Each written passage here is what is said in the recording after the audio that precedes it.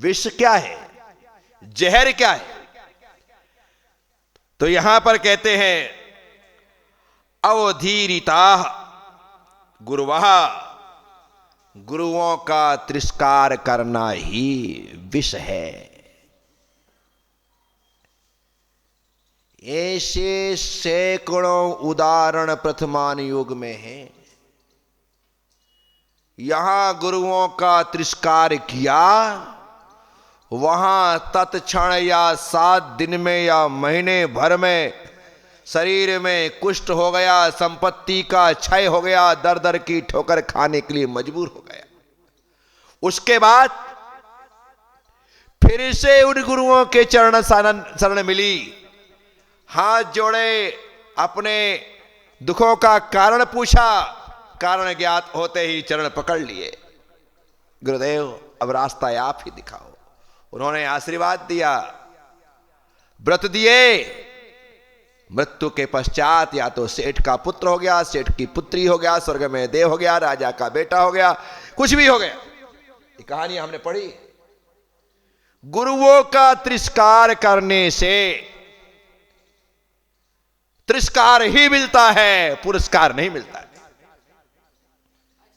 गुरुओं का सम्मान करने से पुरस्कार मिलेगा, गुरुओं का सम्मान करने से सम्मान मिलेगा, लेकिन तिरस्कार करने से तिरस्कार की ही प्राप्ति होती है। इसे कहते टिट फॉर टैट, जैसे को तैसा। आपने जो दिया है वही मिलेगा, आपने जो खाया है उसी की डकार आएगी। आप सोचो कि मूली खाओ और काजू की डकार आए, संभव नहीं है। आपने जैसा बीज बोया है वैसा ही वृक्ष आएगा, और जैसा वृक्ष होगा वैसा ही फल मिलने वाला। इसलिए यहां पर कह रहे हैं किम विषम, विष क्या है, जहर क्या है? तो आचार्य महाराज ने कहा, ज्ञानियों ने कहा, गुरुओं का तिरस्कार करना, इससे खतरनाक विष संसार में कोई दूसरा नहीं है। विषयों का विष भी इतना विषैला नहीं है जितना गुरुओं का तिरस्कार करना हमारे जीवन को विषाक्त कर देने वाला है, हमारे जीवन को विषमय कर देने वाला है, दुर्गति का कारण है, कुगतियों का कारण है, संसार में भटकर का कारण है। इसलिए सब कुछ करना, गुरुओं का कभी स्वप्न में भी तिरस्कार मत करना।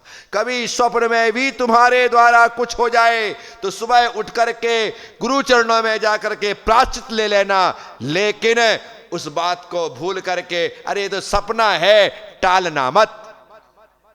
इस बात समझ की है, जो व्यक्ति इस बात को समझ जाएगा वो कभी भी गुरुओं का तिरस्कार नहीं करेगा। श्रीपाल चरित पढ़ना, 4 भाव पहले कहा था कोढ़ी, 4 भाव पहले उठा करके नदी में फेंका था, वापिस उठा करके किनारे में रख बिठा दिया था। 4 भाव पहले भांड कहा था, और 4 भाव बाद गलित कुष्ठ हुआ, भांड पुत्र कहलाया गया, समुद्र में वल सेठ के द्वारा गिराया गया। जो कर्म किया जाता है वह फल देता ही देता है, ये मान करके चलो। श्रीपाल चरित्र पूरी तरह से कर्म फल की व्याख्या करने वाला ग्रंथ है, जिसमें श्रीपाल का चरित्र तो है ही, साथ ही मैना सुंदरी का चरित्र भी कर्म की प्रधानता को बतलाने वाला है। तो यहां पर कहा गया भगवान किम विषम, विष क्या है?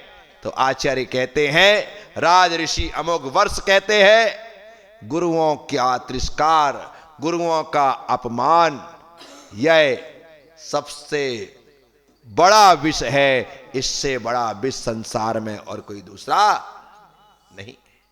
तो साथियों, आप सब लोगों से इस प्रश्नोत्तर रत्नमालिका के माध्यम से मैं थोड़ी थोड़ी बात रोज कर लेता हूं, क्योंकि मुझे ये छोटा सा ग्रंथ बहुत अच्छा लगता है।